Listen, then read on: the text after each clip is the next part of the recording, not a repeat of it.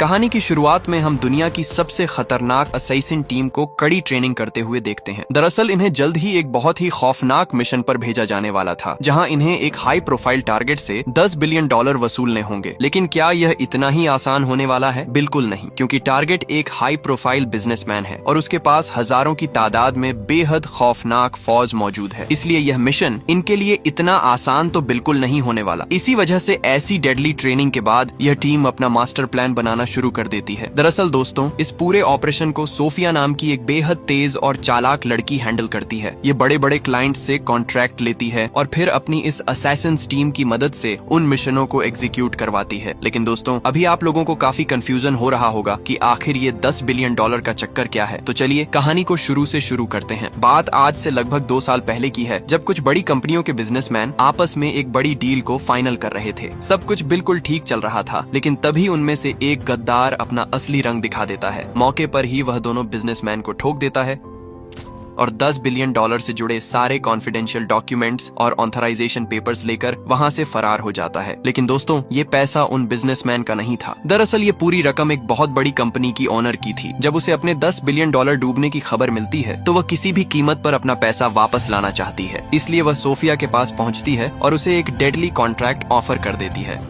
आगे वह बताती है कि अगर तुम उस बिजनेसमैन को मारकर मेरी सभी रकम वापस लाकर देती हो तो मैं तुम्हें उस पूरी रकम की 20% दूंगी। लेकिन आगे से सोफिया 30% में बार्गेनिंग करके फाइनल डील कर लेती है। इसके बाद सोफिया सीधा अपनी असैसिन्स टीम के लीडर्स के साथ मीटिंग करती है और उन्हें उस बिजनेसमैन की एक एक जानकारी निकालने का काम सौंप देती है, ताकि मिशन शुरू होने से पहले उनके पास टारगेट से जुड़ी हर जरूरी इन्फॉर्मेशन मौजूद हो। ऐसे ही काफी खोजबीन करने के बाद उन्हें आखिरकार अपने टारगेट का पता चल ही जाता है। दरअसल ये बिजनेसमैन कोई आम आदमी नहीं था। इसके पास दुनिया के कई देशों में फैले हुए दर्जनों ऑयल रिग्स और एनर्जी प्रोजेक्ट्स मौजूद थे। अब आप खुद ही अंदाजा लगा सकते हैं कि इस आदमी का नेटवर्क कितना बड़ा है। इसीलिए ये लोग सबसे पहले आसान रास्ता आजमाने का फैसला करते हैं। दरअसल इनका प्लान था कि किसी तरह जॉर्ज की जेब से उन $10 बिलियन को निकलवाया जाए। इसके लिए असैसिन्स टीम के कई मेंबर्स को उसके अलग अलग ऑयल रिग्स में वर्कर बनकर भेज दिया जाता है, ताकि वे अंदर ही अंदर सिस्टम में खराबी पैदा कर सकें। इनका मकसद रिग्स के ऑन ऑपरेशंस को बुरी तरह से प्रभावित करना था, जिससे जॉर्ज को भारी नुकसान हो। इसके अलावा चाचा सऊदी में भी अपना एक 30,000 स्क्वायर फीट का एम्पायर खड़ा कर रहा था। यहाँ भी टीम का हैकर सिस्टम में ऐसी गड़बड़ कर देता है कि अथॉरिटीज को लगने लगता है कि इस प्रोजेक्ट में भारी मात्रा में ब्लैक मनी लगाई गई है, जिसके चलते कंस्ट्रक्शन का काम रोक दिया जाता है। ऐसे ही करके धीरे धीरे सोफिया जॉर्ज की बड़ी बड़ी कंपनियों, प्रॉपर्टीज और एसेट्स को डुबाना शुरू कर देती है, ताकि इसी मौके का फायदा उठाते हुए वह उससे 10 बिलियन से भी ज्यादा बड़ी रकम निकाल सके। मतलब समझ ही सकते हो दोस्तों कि यहाँ किस लेवल का भयानक गेम खेला जा रहा था। आगे देखते जाओ, आप लोगों का पूरा दिमाग हिलने वाला है। यह सब कांड करने के बाद सोफिया सीधा जॉर्ज के सीए के पास पहुँचती है। आगे मैडम कहती है कि मैं तुम लोगों को इस भारी जंजाल से बाहर निकाल सकती हूँ और यह भी पता कर सकती हूँ कि इस सब के पीछे कौन है, लेकिन इसके लिए तुम लोगों को मेरे अकाउंट में $300 बिलियन ट्रांसफर करने होंगे। 300 बिलियन का नाम सुनते ही चाचा के तो होश ही उड़ जाते हैं। इसलिए पहले तो वह उसे मना करके वहाँ से भगा देता है, लेकिन जब वह ये बातें जॉर्ज को बताता है तब वह उस लड़की से मिलने के लिए बुलाने को कहता है। इसी के साथ चाचा दोबारा सोफिया को कांटेक्ट करते हुए उसे बॉस के घर में बुलाने लगता है, लेकिन इस बार सोफिया अपनी डिमांड बढ़ाकर $400 बिलियन कर देती है। लेकिन शर्त यह थी कि अगर उसकी डिमांड पूरी नहीं की गई तो वह जॉर्ज से नहीं मिलेगी। इधर चाचा के तो पसीने छूट चुके थे। खैर आखिरकार वह मान जाता है और उसे बॉस के घर बुला लेता है। अगले ही दिन सोफिया उसकी आलीशान प्रॉपर्टी में पहुंचती है। आगे से वह सीधा पैसों की बात छेड़ते हुए कहती है कि अगर तुम मुझे $400 बिलियन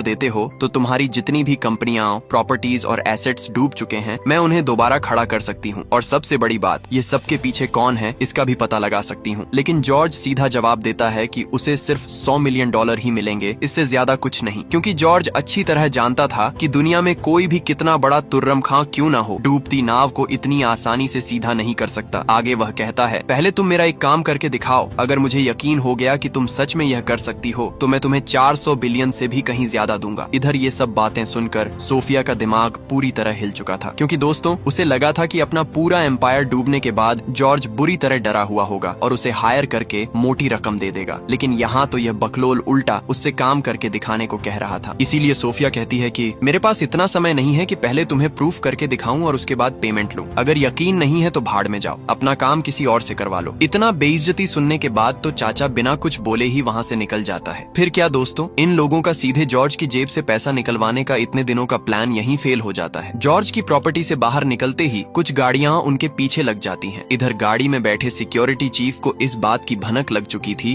कि कोई उनका पीछा कर रहा है, इसलिए वह तुरंत अपने बाकी टीम मेंबर्स को हथियार लेकर एक कैफे में पहुंचने का आदेश देता है। कैफे पहुंचते ही सिक्योरिटी चीफ मैडम को लेकर अंदर चला जाता है, जबकि ड्राइवर बाहर ही रुकता है ताकि वह आसपास हो रही हर एक गतिविधि पर नजर रख सके। इसी के साथ उनके बाकी टीम मेंबर्स भी वहां पहुंच चुके थे। कुछ ही देर में 2 हिटमैन कैफे के अंदर एंटर करते हैं और सामने वाली टेबल पर जाकर बैठ जाते हैं। दूसरी तरफ पीछे से भी 2 और हिटमैन अंदर घुस चुके थे, जबकि बैकअप के लिए 2 लोग बाहर तैनात थे। इधर अंदर मौजूद चीफ सिक्योरिटी लगातार बाहर मौजूद अपने साथियों को दुश्मनों की लोकेशन बताता रहता है ताकि वे लोग अंदर घुसकर सीधा उन्हें ठोक सके। लेकिन कुछ ही देर बाद बाहर मौजूद सिक्योरिटी देखता है कि कैफे की तरफ और भी कई सारे टपोरी आ रहे हैं, इसीलिए असैसिन टीम तुरंत अपना गन्स असेंबल करना शुरू कर देते हैं। इधर अंदर पूरा पासा पलट चुका था। अचानक आगे बैठा 2 हिटमैन अपना बंदूक निकालकर उन्हें मारने ही वाला था, लेकिन मौके पर ही चीफ सिक्योरिटी उन दोनों को ठोक देता है। इसी के साथ बाकी टीम मेंबर्स भी दुश्मनों को एक के बाद एक साफ करना शुरू कर देता है। बाहर भी एक गाड़ी भरकर लोग पहुंच चुके थे, लेकिन उन्हें भी बाहर मौजूद असैसिन टीम मेंबर्स गोलियों से भूनकर सीधा नरक भेज देता है। लेकिन पता नहीं कहां से यहाँ इतना सारा हिटमैन आ टपकता है। आखिरकार सभी को साफ करने के बाद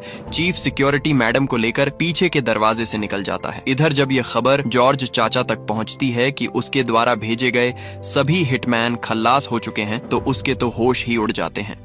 इधर सोफिया भी समझ चुकी थी कि इन टपोरियों को जॉर्ज ने ही उसे मरवाने के लिए भेजा था, इसलिए अब वह उसे पूरी तरह से बर्बाद और खत्म करने की ठान लेती है। इसके बाद वह सीधा अपने 2 टॉप सिक्योरिटी को उसे खत्म करने के मिशन पर लगा देती है और साथ ही अपनी हैकर्स टीम को उसकी सभी कॉन्फिडेंशियल फाइल्स पब्लिक कर देने का आदेश देती है, ताकि मरने से पहले वह अपनी आंखों के सामने अपनी बर्बादी का मंजर देख सके। इसी के साथ उसकी टीम जॉर्ज की सभी कॉन्फिडेंशियल फाइल्स पूरी दुनिया के सामने पब्लिक कर देती है। फिर क्या दोस्तों, चाचा का तो पूरी तरह से गेम बच चुका था। कोर्ट उसकी ट्रिलियंस ऑफ डॉलर्स की कंपनियों और एनर्जी प्रोजेक्ट्स पर ताला लगाने का ऑर्डर दे देता है। मतलब समझ ही सकते हो दोस्तों, चाचा यहाँ पूरी तरह से बर्बाद हो चुका था। इसके बाद चाचा अपना क्या बड़ा एक्शन लेता है ये आपको कुछ ही देर में पता चल जाएगा। इधर ऑन ऑर्डर मिलने के बाद सोफिया का चीफ सिक्योरिटी अपनी टीम को लेकर एक आइलैंड पर जा पहुंचता है। दरअसल इन्हें पता था कि जॉर्ज के पास हजारों की तादाद में एक बड़ी फौज मौजूद है, तो उसे ठोकना इतना आसान तो बिल्कुल नहीं होने वाला था। इसलिए उनके खिलाफ लड़ने के लिए इस आइलैंड पर हर जरूरी सामान पहले से ही मौजूद था। यहाँ ढेर सारी भयानक machine guns, assault rifles, sniper rifles और जंग में काम आने वाला हर तरह का कॉम्बैट इक्विपमेंट रखा हुआ था। मतलब साफ था दोस्तों, ये लोग जॉर्ज के खिलाफ किसी ऑपरेशन की नहीं बल्कि पूरी जंग की तैयारी करने जा रहे थे। दरअसल दोस्तों, जॉर्ज भी अभी इसी आइलैंड पर मौजूद है, क्योंकि उसके सभी एसेट्स और एनर्जी प्रोजेक्ट्स पर ताला लग चुका था। इसलिए अब वह शहर से भागकर इसी आइलैंड पर रह रहा है। और जैसे कि आप लोगों को तो पता ही है कि ये टीम मिलकर हजारों के खिलाफ लड़ने जा रही है, इसलिए सिर्फ हथियार ही काफी नहीं थे। जीत के लिए एक परफेक्ट प्लानिंग और सही स्ट्रेटेजी की भी जरूरत थी। इसी वजह से ये लोग हर संभव सिचुएशन को ध्यान में रखते हुए अपनी स्ट्रेटेजी तैयार करना शुरू कर देते हैं। क्योंकि ये लोग इसी मैदान में जंग लड़ने जा रहे थे, इसीलिए ये लोग लैंड माइंस से लेकर दुश्मनों के लिए बड़े बड़े ट्रैप्स तक बिछाना शुरू कर देते हैं। इधर हम सोफिया को एक वीरान रेगिस्तान में देखते हैं, जहां वह अपनी नई डील के लिए अपने क्लाइंट का इंतजार कर रही होती है। कुछ ही देर में उनकी तरफ एक ब्लैक एसयूवी आती हुई दिखाई देती है। पहले तो सोफिया को लगता है कि शायद वही उसका क्लाइंट होगा, लेकिन तभी पीछे से उसकी सेक्रेटरी कहती है कि क्लाइंट यहाँ कार से नहीं बल्कि हेलीकॉप्टर से आने वाला था। ये सुनते ही सोफिया तुरंत अपने सिक्योरिटी गार्ड्स को ढूंढने लगती है। तभी वह देखती है कि किसी ने उसके सिक्योरिटी गार्ड्स को मारकर वहीं फेंक दिया है। ये देखकर सोफिया समझ चुकी थी कि उस कार में जरूर दुश्मन ही होंगे, लेकिन इससे पहले कि सोफिया वहां से भाग पाती, तभी उसके सामने कुछ हट्टे कट्टे किलर्स आ जाते हैं, जिन्होंने उसकी सेक्रेटरी और गार्ड्स को मारा था। दरअसल दोस्तों, इन आदमियों को जॉर्ज ने ही भेजा था। सोफिया को उठाने के लिए प्लान के अनुसार वे लोग सोफिया को उठाकर सीधा उसी आइलैंड के एक पुलिस स्टेशन में लाते हैं, जहां जॉर्ज मौजूद है। दरअसल यह कोई पुलिस स्टेशन नहीं बल्कि जॉर्ज के प्राइवेट आइलैंड का एक सिक्योरिटी रूम था, जिसे आप पुलिस स्टेशन जैसा समझ सकते हो। खैर, यहाँ पहुँचते ही जॉर्ज सोफिया से कहता है कि तुमने मेरा सब कुछ बर्बाद कर दिया, लेकिन कोई बात नहीं, तुम्हें 400 बिलियन चाहिए ना, लो दे दिया, लेकिन तुम्हें अब से मेरे अंडर काम करना होगा, क्योंकि तुम्हारे जैसी शातिर दिमाग वाली लड़की मेरी मेरी प्रॉपर्टीज और कंपनियों को दोबारा खड़ा ही नहीं बल्कि उससे कहीं बड़ा भी बना सकती है। तो क्या कहती हो? आगे से सोफिया कहती है, बुढ़े, मैंने तो पहले ही कहा था कि मैं कुछ भी कर सकती हूँ, लेकिन तुमने ही तो डेमो दिखाने को कहा था, इसलिए दिखा दिया तुम्हें सड़क पर लाकर। लेकिन अब मैं कुछ नहीं कर सकती क्योंकि तुम पहले ही कंगाल हो चुके हो और बहुत जल्द यमराज के पास भी पहुँच जाओगे। आगे से बुढ़ा कहता है, देख लेंगे यमराज के पास कौन पहले जाता है, और यह मत सोचना कि तुम्हें यहाँ कोई बचाने आएगा। यह मेरा प्राइवेट आइलैंड है और यहाँ सिर्फ मेरा रूल चलता है, इसलिए मुझसे हाथ मिला लो, नहीं तो सबसे पहले तुम ही ऊपर पहुँचोगी। इधर कई दिनों की प्लानिंग और ट्रेनिंग के बाद असैसिन टीम आखिरकार जंग लड़ने के लिए तैयार थी। टीम को यह भी पता था कि सोफिया अब उनके कब्जे में है, इसलिए वे लोग पुलिस की गाड़ी लेकर ही पुलिस के वेश में स्टेशन की ओर रवाना हो जाते हैं। स्टेशन में पहुंचते ही दोनों हीरो चिल मारते हुए बिंदास अंदर एंट्री ले लेते हैं। अंदर घुसते ही वे सीधा 2 हथियार उठा लेते हैं और वहां मौजूद गार्ड्स पर बंदूक तान कर सोफिया के सेल नंबर के बारे में पूछने लगते हैं। इधर बाहर से उनके टीम मेंबर्स भी लगातार उन्हें बाहर हो रही हर एक गतिविधि की जानकारी देते रहते हैं ताकि जरूरत पड़ने पर वे तुरंत एक्शन ले सकें। इसके साथ कुछ देर ढूंढने के बाद उन्हें आखिरकार सोफिया मिल जाती है। वे तुरंत सोफिया को सेल से निकालकर वहां मौजूद सभी गार्ड्स को होस्टेज बना लेते हैं। तभी वहां कुछ और गार्ड्स आ जाते हैं और दोनों हीरो उन पर भी बंदूक तान देते हैं, लेकिन इस बार गार्ड्स अपनी बंदूक निकालकर उन्हें मारने ही वाले थे। लेकिन उससे पहले ही दोनों असैसिन मौके पर ही उन्हें मौत के घाट उतार देते हैं और यही थी इनकी सबसे बड़ी गलती, क्योंकि गोलियों की आवाज सुन अब बाहर से और ज्यादा गार्ड्स अंदर घुसने लगते हैं। इधर बाहर एक और टीम मेंबर दीवार तोड़कर बाहर निकलने का रास्ता बनाने लगता है। अंदर तब तक डुओ वर्सेस स्क्वाड गेम शुरू हो चुका था। वे लोग अंधाधुंध एक एक गार्ड को उड़ाना शुरू कर देते हैं, लेकिन सिर्फ उड़ाने से ही तो नहीं होगा, उन्हें अपनी मैडम को भी यहाँ से सुरक्षित निकालना होगा। इसलिए वे लोग तुरंत टूटी हुई दीवार से बाहर निकल आते हैं और मौके पर ही गाड़ी में बैठकर वहाँ से निकलने लगते हैं। लेकिन सभी गार्ड्स अब उनके पीछे लग चुके थे। इधर चाचा तक भी खबर पहुंच चुका था कि आपका होने वाला बीवी किसी और के साथ भाग रही है। ये सुनते ही चाचा का तो दिमाग खराब हो जाता है। चाचा मौके पर ही अपने सभी फौजों को उनके पीछे लग जाने का ऑर्डर देता है। इधर वैसे ही किया कम लोग पीछे पड़े हुए हैं जो चाचा यहाँ अपना और फौज भेज रहा है। मतलब समझ ही सकते हैं दोस्तों यहाँ किस लेवल की एक घमासान युद्ध लगने जा रहा है। इसी के साथ भाई लोग लगातार गोलियां बरसाते हुए उनका पीछा करने लगते हैं, लेकिन कुछ दूर आगे बढ़ते ही दुश्मनों की गाड़ी अपने आप फटकर वहीं रुक जाता है। दरअसल दोस्तों ये सब असैसिन टीम के द्वारा पहले से ही बिछाए गए ट्रैप्स थे। इधर टीम भी तुरंत अपने तय किए गए ठिकाने पर जा पहुंचती है और हथियार संभाल कर दुश्मनों का इंतजार करने लगती है। लेकिन तभी दुश्मन उनके स्पॉट में ड्रोन से मिसाइल छोड़ देता है, जिसके चलते उनके पूरे हथियारों का गोदाम एक ही झटके में तबाह हो जाते हैं। लेकिन लड़ना तो फिर भी पड़ेगा ही, क्योंकि दुश्मन ऑलरेडी स्पॉट तक पहुंच चुके थे। इसी के साथ वहां असैसिन और मिलिटेंट्स के बीच घमासान युद्ध शुरू हो जाता है। यहाँ एक गाड़ी मिलिटेंट्स को ठोकने के बाद वे लोग तुरंत गाड़ी में बैठकर फिर से रवाना हो जाता है, क्योंकि उनके सभी हथियारों का गोदाम उड़ा दिया जा चुका था। इसलिए वे लोग अब प्लान बी एक्टिवेट कर देते हैं, लेकिन मिलिटेंट्स इनके पीछे ना आए, ऐसा क्या कभी हो सकता है? कुत्तों जैसे पीछे लग जाते हैं वे लोग। इधर बाइक राइडर्स अपने अलग अलग डायरेक्शन में चले जाते हैं और दुश्मनों को पहले आगे बढ़ने देते हैं। कुछ ही देर में वे लोग उनके पीछे से निकलकर अंधाधुंध दुश्मनों पर गोलियां बरसाने लगते हैं। ऐसे रश फायरिंग में पहला गाड़ी तो वो लोग खा जाते हैं। इधर गाड़ी से भी एक टीम मेंबर बाहर निकलकर जंगल में छुप जाता है और अपना दूसरा ट्रैप तैयार करके दुश्मनों की गाड़ियों के आने का इंतजार करने लगता है। दुश्मनों के वहां पहुंचते ही वह अपने खोदे हुए गड्ढे का दरवाजा खोल देता है, जिसके चलते गाड़ी वहीं लुढ़क कर सीधी गड्ढे में जा गिरती है। इसी के साथ वहां बाकी आतंकवादी भी पहुंच चुके थे, लेकिन वह टीम मेंबर अकेले ही वहां सोलो वर्सेस स्क्वाड खेलना शुरू कर देता है। इधर पीछे से भी बाइकर्स बचे खुचे आतंकियों को मार देते हैं। इधर गड्ढे के अंदर भी कुछ चूहे बचे थे, उन्हें भी मौके पर ही साफ कर दिया जाता है। इसके बाद भाई लोग तुरंत अपनी मेन विला में आ पहुंचते हैं। यहाँ इन्हें पता है कि यहाँ हजारों की तादाद में और दुश्मन आने वाले हैं, इसलिए ये लोग अपना अपना तैयारी लेना शुरू कर देते हैं।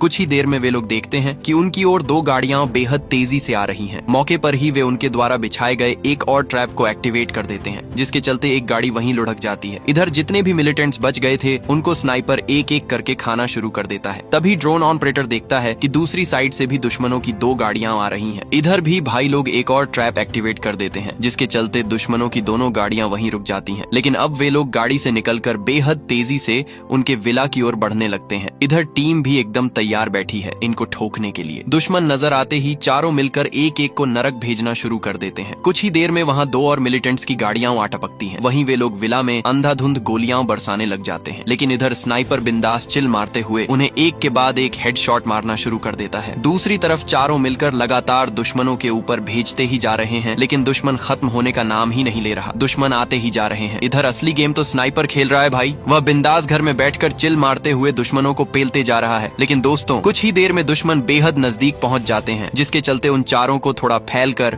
और अपना पोजीशन चेंज करते हुए लड़ना पड़ता है। कुछ घंटे लड़ने के बाद वे लोग समझ जाते हैं कि उन्हें यहाँ से निकलना होगा, क्योंकि दुश्मन खत्म होने का नाम ही नहीं ले रहा। इसलिए बाकी 2 टीम मेंबर तुरंत टनल से होते हुए अपनी गाड़ियां लेने के लिए निकल पड़ते हैं। इधर ये लोग पूरे इलाके में TNT सेट कर देते हैं, ताकि उनके निकलने के बाद जैसे ही दुश्मन विला के अंदर घुसे उन सभी को एक ही झटके में नरक भेज दिया जा सके। यहाँ एक टीम मेंबर स्नाइपर संभालते हुए कहता है कि तुम लोग आगे निकलो, मैं आ रहा हूँ। लेकिन कैप्टन उसे वहाँ बिल्कुल भी रुकने को नहीं कहता, क्योंकि दुश्मन बेहद नजदीक पहुंच चुके थे। लेकिन आगे से वो टीम मेंबर कैप्टन को वहाँ से जाने को कहता है। इसी के साथ कैप्टन मैडम को लेकर वहाँ से निकलने लगते हैं। लेकिन बाहर सिचुएशन इतना खराब हो चुका है कि अगर वे लोग कुछ देर और यहाँ रहे तो सभी टीम मेंबर्स यहीं शहीद हो जाएंगे। फिर भी वे लोग जैसे तैसे सोफिया को लेकर टनल तक पहुंच जाते हैं। इधर ये भाई साहब को देखो, मतलब बाहर हजारों की फौज है और ये अकेला अंदर। देखते हैं चाचा हजारों के खिलाफ कैसे टैकल करते हैं। कुछ ही देर में दुश्मन विला में एंट्री ले लेते हैं। इधर कैप्टन इस भाई को लगातार विला से निकलने को कह रहा था, लेकिन वो तो अकेले ही यहाँ सभी को ठोकना शुरू कर देता है। लेकिन अकेला बंदा कितना ही तो संभाल पाएगा। बाहर से दुश्मन लगातार विला के अंदर एंट्री लेते ही जा रहे थे। और दोस्तों इस भाई की भी स्ट्रेटेजी यही थी कि सभी कुत्तों को इस विला के अंदर या फिर विला के नजदीक लाया जाए, ताकि वो TNT एक्टिवेट करके ज्यादा से ज्यादा दुश्मनों को खत्म कर सके। कुछ ही देर में वो TNT को एक्टिवेट कर देता है, जिसके चलते वहाँ एक भयानक लेवल का एक्सप्लोजन होता है। इधर बाकी टीम मेंबर्स गाड़ियां लेकर वहाँ से भागने लगते हैं। कुछ ही देर में वे लोग गाड़ी से निकलकर जिप लाइन से होते हुए पहाड़ के उस पार तक पहुँच जाते हैं। लेकिन तब तक दुश्मन वहाँ तक भी पहुँच चुके थे। एक सिक्योरिटी अभी भी पहाड़ के इस पार ही मौजूद था। वह तुरंत कुछ आतंकियों को मारकर जिप लाइन में चढ़ जाता है। उस पार पहुंचते ही वे देखते हैं कि हजारों की तादाद में आतंकी पहुंच चुके हैं।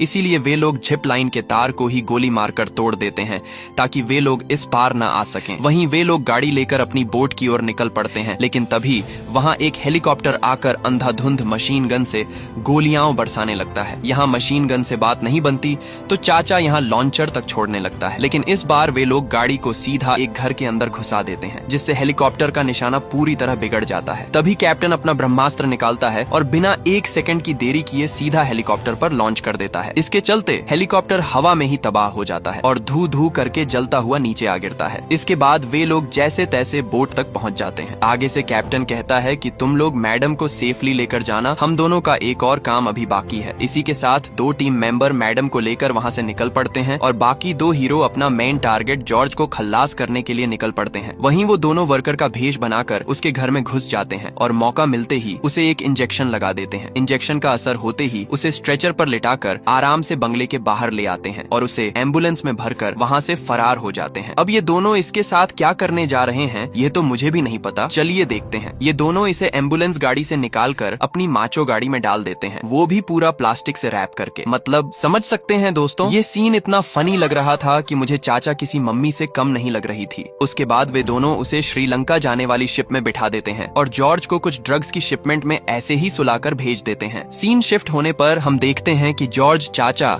एक कंटेनर में माल फूंक रहा है। इधर पूरे कंटेनर में दोस्तों ड्रग्स भरा हुआ था और याद है कैप्टन ने जो इंजेक्शन लगाया था वह भी ड्रग्स का ही डोज था। अब चाचा श्रीलंकन पुलिस के द्वारा रंगे हाथों पकड़ा जा चुका था। और दोस्तों इसी के साथ ये कहानी भी यहीं समाप्त हो जाती है। मुझे पता है दोस्तों मूवी थोड़ा कंफ्यूजिंग है, आप लोगों को थोड़ा समझने में भी दिक्कत हुई होगी। एक्चुअली दोस्तों ये नई मूवी है ना, ये 1 महीने पहले ही रिलीज हुई है, तो हिंदी में भी अवेलेबल नहीं है, तो इंग्लिश तुम्हारे भाई को थोड़ा समझ आता है। खैर दोस्तों अगर आप लोगों को फुल मूवी देखनी है तो आप लोग जाकर अमेज़न प्राइम वीडियो में देख सकते हैं। बहुत बहुत धन्यवाद।